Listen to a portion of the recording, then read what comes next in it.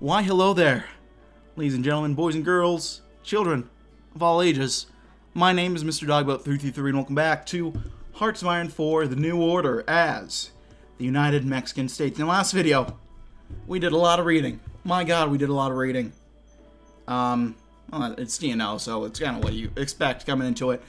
Got our starting situation figured out. I'm going to do a little bit of economic management real quick.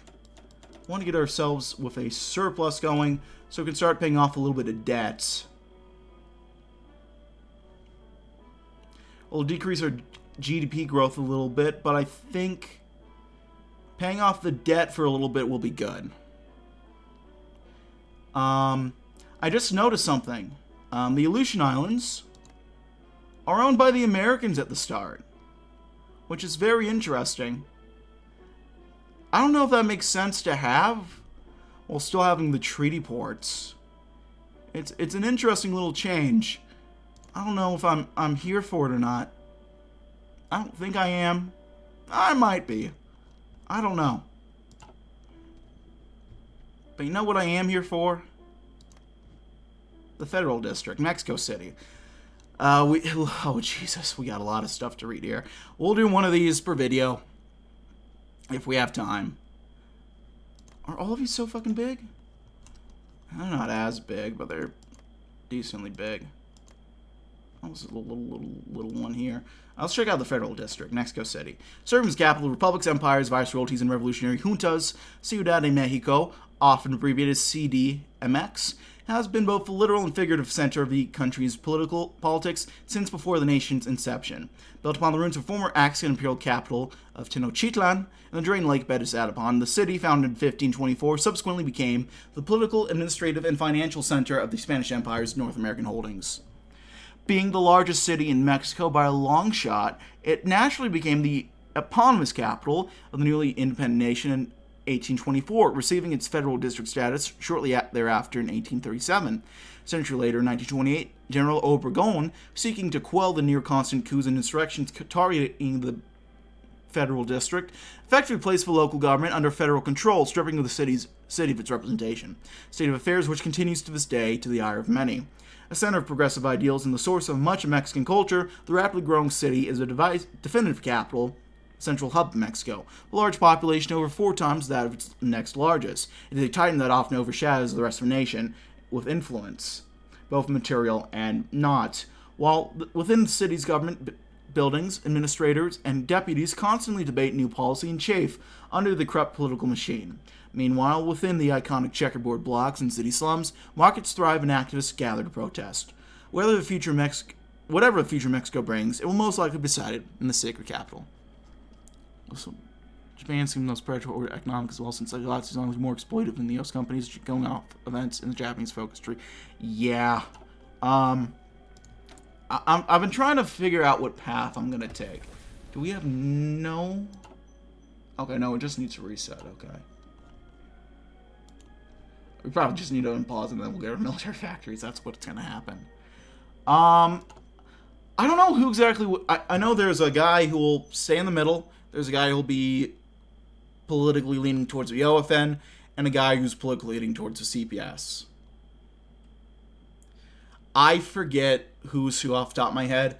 I know Ordaz is one of them. I think he's the centrist, at least like centrist geopolitically. The rest I'm forgetting off the top of my head. Alemanista. Oh, that's a guy named Aleman, I think. Alemania is the Spanish word for Germany, so I was thinking, is there a Germany faction? Because Mexico basically get to participate heavily in the Caribbean Legion. I did see that. That's going to be interesting. I'm very excited to see how that's going to go.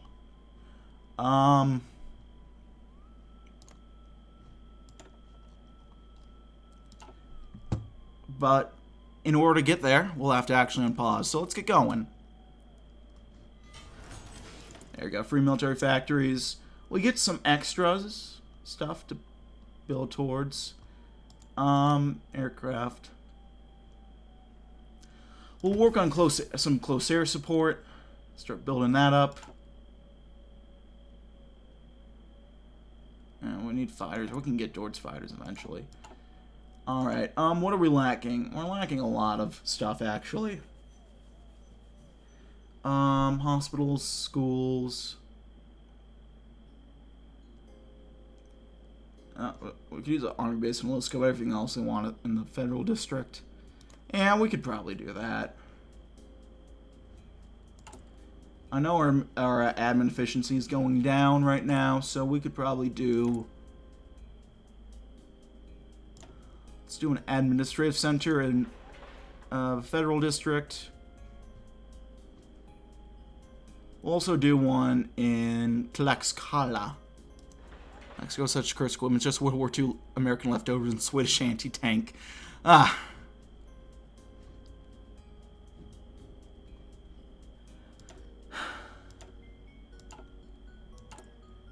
Hey, I mean, maybe we'll get some updated stuff. Well, I was looking at the tech as we started off. We don't even have the 58 equipment. That's just rough.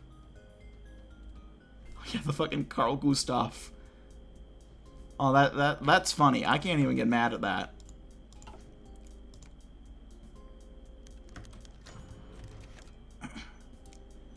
Last common thread.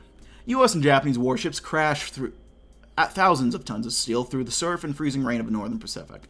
Readying the arms that would destroy each other, they begin the short, sharp process of destroying the world. Mankind's slim hopes for peace, meanwhile, rode a thin copper cable from Canberra to Sydney, through Hawaii and San Francisco to Washington, D.C. They clung to the exact calm words of Mexican President Adolfo López Mateos. I can't do a Mexican accent. I can't even do it for the racism of it. I don't even know if I can do Mexican accents, so I'll just do it. Stage withdrawal of both fleets, and the return of Captain Oso. That doesn't sound... I'm trying to work through the voices. Mexico will also carry out an extensive investigation of alleged treaty violations in and around the Aleutians. That doesn't sound even close. The silence that followed lasted 5, 10, 15 seconds long. Then the receiver cracked to life with words of President Richard Nixon. Adolfo, that's not gonna work. There doesn't need to be investigation.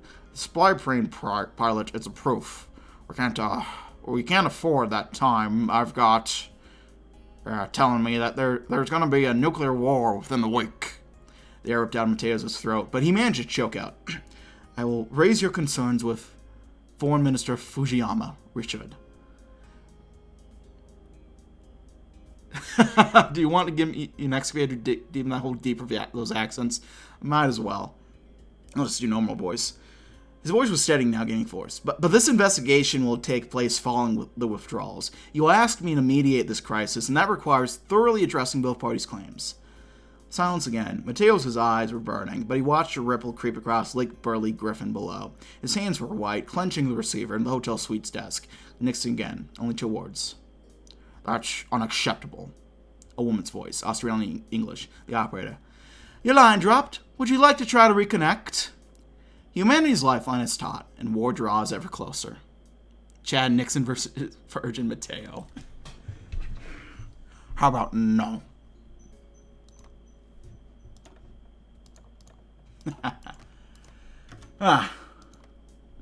This isn't funny. The world is about to blow up. This is horrifying.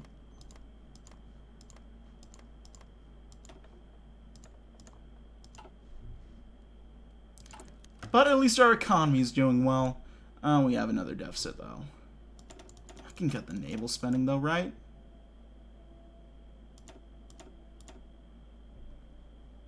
I'll cut some of the admin and social spending, too. 3:27 a.m., the hour of judgment. Secretary of the Interior Gustavo Diaz Ordaz sat alone. Overhead, fluorescent light illuminating his harsh features and the harsh facts before him. His hand, heavy with exhaustion, fanned out report after damning report. DFS, FBI, the embassy in D.C., the American embassies in the federal district, his own notes, they all said the same. President López Mateos was dragging the Pacific into war. the world to nuclear oblivion. Mateo's commitment to the Estrada document of neutrality had warped his mission to mediate the Aleutian crisis. He insisted on equalizing Japan's phantom claims of treaty violations in the demilitarized islands with the actual violation of American airspace by a concrete spy plane. Again and again, he pushed this futile, useless investigation, ignoring the ever-growing risk of catastrophe in the North as two hostile fleets swelled and drew closer. After the aerial collision day near Attu, a volley of sources stated that nuclear exchange was imminent. Ordaz raised his hand from the evidence, 3:31 a.m. If he could speak to the president, he, Mateos, his most trusted confidant, could sway him. But Adolfo was somewhere in the air between Canberra and Tokyo, hours and hours ahead of him. And no, Mateos would be of no help here. He was soft with the Japanese, drawing the matter out as he did the rail strikes. Talking and talking when what was needed was a firm hand and firm action. In the absence of the president, Ordaz had the power and the duty to safeguard the Mexican people. 3:40 a.m. Ordaz wiped his brow. A simple, truly neutral proposition, a formal apology from Japan, release of the pilot by the U.S., and a withdrawal of both fleets. He arranged for it to be sent to the Japanese and American embassies immediately. In time for a special edition of the Washington Post, the New York Times, the Chicago Tribune. A misstep that could plunge the world into darkness. What seems interesting is he actually cares about facts and wants to balance the two spheres of influence and wants to try to assert Mexican influence, but to fear it, we haven't seen the other major players yet. True. I forget who the two other major players are supposed to be off the top of my head. Other than... I know Ordaz is one of the paths, that's about it. We have our own spear, which is cool. Pact of Veracruz. Amidst the relentless traffic of the Paseo de la Reforma, a gray surveillance van hid as Raul Salinas Lozano, this is one of the other guys, I think, maneuvered his jet-black Toyota to a halt outside the Japanese embassy. He wondered who its occupants were. Would it be the Yankees or Mexicans that got him accused of treason? Salinas' schedule said he was here as Secretary of Industry and Commerce for a routine discussion of Japanese foreign direct investments. It would not say that an official who could arrange a meeting with Ambassador Hayashi Kaioru in the midst of a largest diplomatic crisis since the Second World War, following the bombshell peace proposals leaked to every American paper, sought more than a new factory in Jalisco. The even pressure of Salinas' handshake, the steady grin on entering the ambassador's quarters, not betray a man taking the greatest risk of his life. The diplomat besieged by Tokyo's hostile questions and demands for the last 48 hours gave the barest minimum of pleasantries before leaning back, wary eyes on the northerner. Salinas drew a bound folio and pre-offered it to the diplomat as he spoke. Despite these specific tensions, I want to reassure you of the fruits of Mexico's commercial partnership with the Spear. I'll cover recent trends before we discuss investment opportunities. Page 3. The heavy tap on his finger on the folio contains the key details. Amid the restless parade of graphs and data, a message hid, or perhaps screamed. Proposal created by Ordaz without Mateos or cabinet knowledge. Do not withdraw from talks. Mateos will negotiate. Forward immediately to Tokyo. Ambassador Hayashi, eyes wide, stammered that he would prepare a telegram immediately. Salinas, who had been keeping up a patter of statistics, smiled. For all his potential listeners, the economist declared, only with appropriate urgency, resolving the Aleutian's issue must come first. Blessed be the peacemakers. Salinas comes on slimy, he goes behind the government's back, he meets with Japanese. It's basically a spy. Yeah! I mean, sometimes you need a slime ball, but I don't know if you need a slime ball in office. I don't know.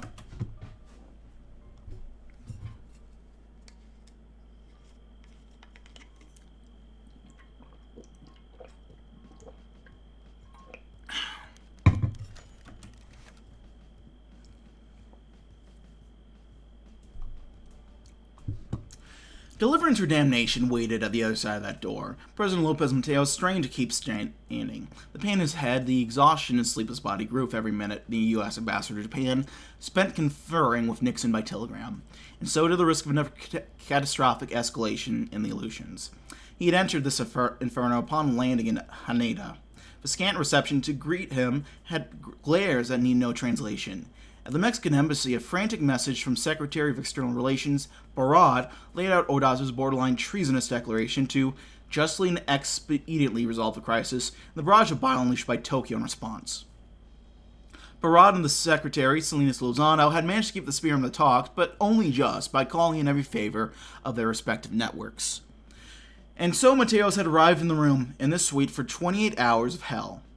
The American's initial smugness was replaced with fury when he revealed that he could not and would not enforce Ordaz's terms on the Japanese. The ferocious accusations of Mexican duplicity only quieted with news of another near miss off Kiska. Fear became Mateos' thread as he weaved together a new agreement from these shambles. The release of Captain Asso, a detailed plan for fleet withdrawals, and no Japanese apology for spy plane overflight.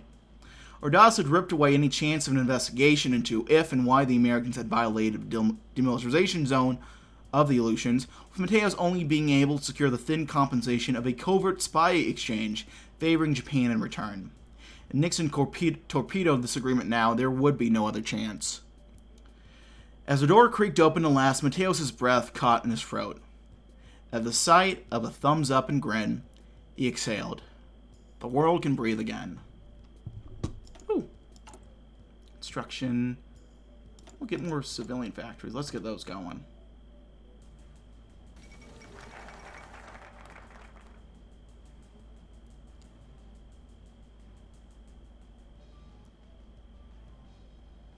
One trusted guy who sells out the government to foreign power after all. Far will go to help his foreign friends. Also, Salinas wanting to help the Japanese is dumb, since from Ordaz we know that the Japanese are basically at fault for this whole thing. I mean, yeah. Well, peace in the Pacific. Aleutian's crisis resolved. President Lopez Mateos, an extraordinary feat of diplomacy, has averted war in the Pacific. U.S. and Japanese fleets have gathered in the seas near remote Aleutian Island after a Japanese spy plane was forced down and the pilot captured. With warning shots being exchanged only days before, both superpowers are now gradually withdrawing from the region under the auspices of a deal negotiated by Mateos. This success reflects the strength of both Mateos' personal reputation in the rival powers and that of Mexico, whose responsible foreign policy has established it as an invaluable neutral arbiter in a chaotic world. Today, our country and all humanity owe President Mateos thanks. Mateos basically got carried by his advisors. Well, that's the unofficial story. The unofficial story is Viva Presidente Lopez Mateos. And pretty sure the secret police will throw you away if you try to say otherwise. Anyhow. Do we have any focuses now? We don't. So we just kind of got to vibe for a while.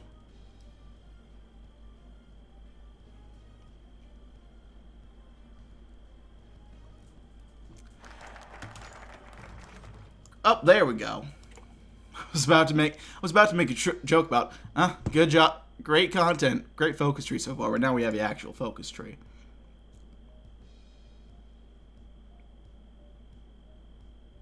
Okay. Well, the Olympic dream, look at that. Huh. The inky blackness of the Pacific Ocean at midnight was punctuated by blinding flashes, wrenching Lopez Mateos awake. He scrambled for his seatbelt to yell, to think one last time at home before it all ended. How could this be happening? He'd stopped the war, Mateos slumped back down, cradling his throbbing head, and his pounding heart slowed. The lights were not those of nuclear explosions, but only the worst migraine he had ever experienced. Through the stress, the sleeplessness, and the pain, he tried to piece together some semblance of a thought. But waves of emotion won out, rage at Ordaz's insubordination and incompetence, shame at the Secretary's shattering of Mexico's neutrality and diplomatic reputation. Fear, if war had broken out, if nuclear war had broken out, he would have been vaporized along with Tokyo. Plane flew through the gloom for hours more. The president racked with torment. But when at last he managed to look out the window again, he saw the sprawling expanse of his native land below, glittering with rings of light his electrification had made possible. Mateos hauled himself upright. He had 3 more years, and he would not surrender to this collapse. He would put Ordaz in his place. He would restore Mexico's global reputation and his own. He would fulfill his promises of those of the revolution. And with those weary eyes and aching mind, he had seen how glowing rings that could be seen across the globe. We're beginning our descent into the Federal District. Oh, there was a little something there. The president returns to Mexico.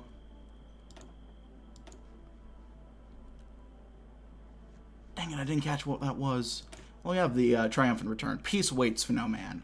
Humanity can breathe once more as Japan and the U.S. withdraws from their fleets from the Aleutian's frigid waters. And so today is a day of celebration, with mankind escaping death's grip and our beloved president, Lopez Mateos, finally returning home from across the Pacific. Atop for smiles, speeches, and the Mexican people to feel pride in what their government has done, not only for them, but for the entire world. The streets are abuzz once more. The people are joyous, and a reinvigorated president is preparing to meet with groups across the nation. Who cares if other countries ignore our role or, worse, criticize Secretary Ordaz's shambolic intervention? Mexican newspapers and broadcasts state that we have kept the peace. What right does even Mateos have to contest such a claim? Let's put Mexico on the map. The revolution brought us many things, but it has also reduced our global standing. Porfirio Diaz was a tyrant through and through, but he managed to make Mexico a name known across the world. Under his dictatorship, industrials from France, Britain, and the U.S. plundered Mexico, and when the revolution finally chased him off our shores, the world at large seemed to forget about us in revenge. Now times are changing, and our president is determined to make Mexico known throughout the globe, again, without selling its soul. Lopez Mateos has already visited many foreign countries in the first 3 years of his term, so many that the public has become to call him Lopez Paseos, Lopez Travels. What a vlog series that would be. Before he could continue these efforts, the president must ensure that his domestic affairs are in order.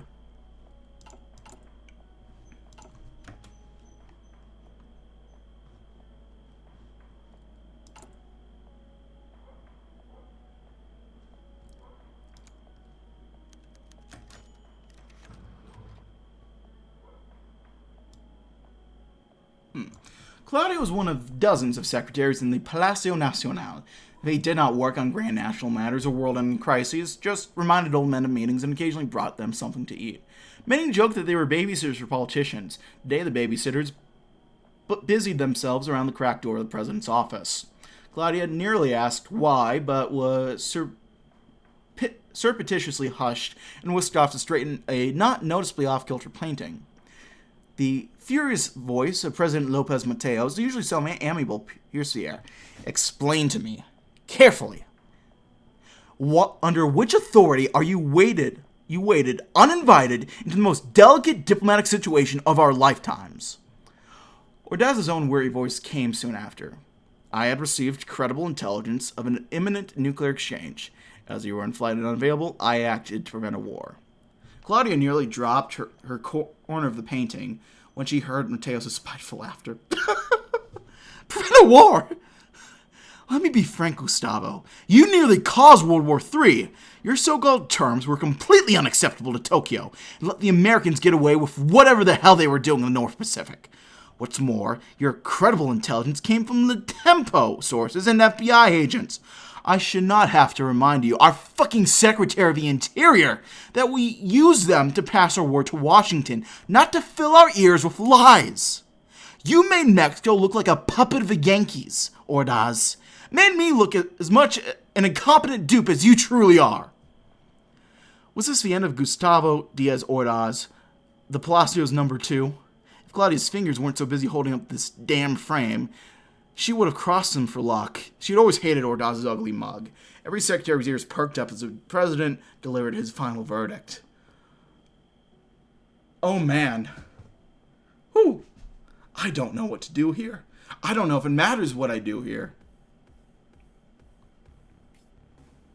Oh. I need to think about this.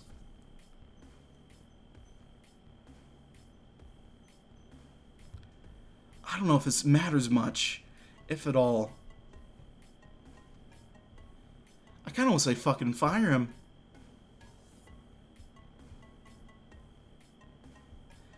That seems potentially interesting, like, thematically. Gotta say.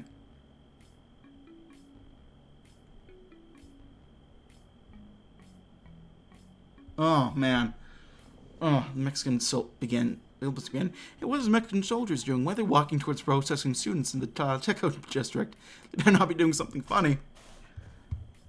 I'm seeing nothing on the Reddit about this.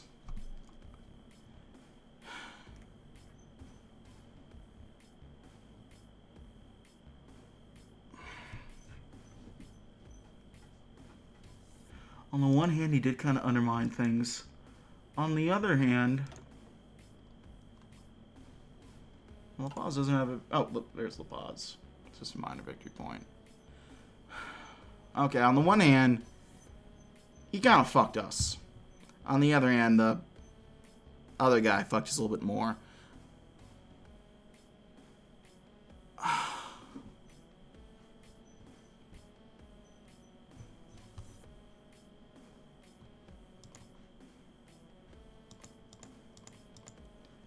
Did we get,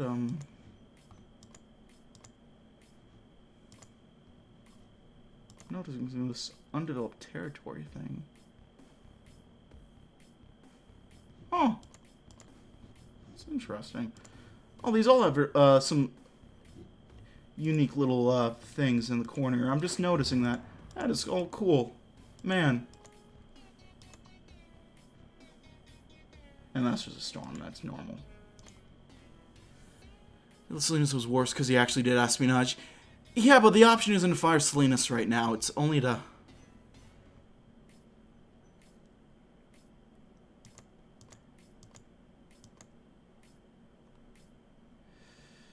Huh. Man.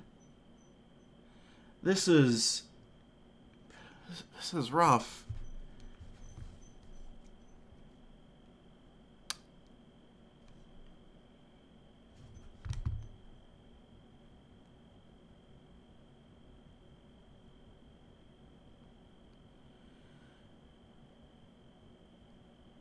I feel either way this goes best to do whatever, I guess. You know, I'm going to go for what I feel might be the more interesting option.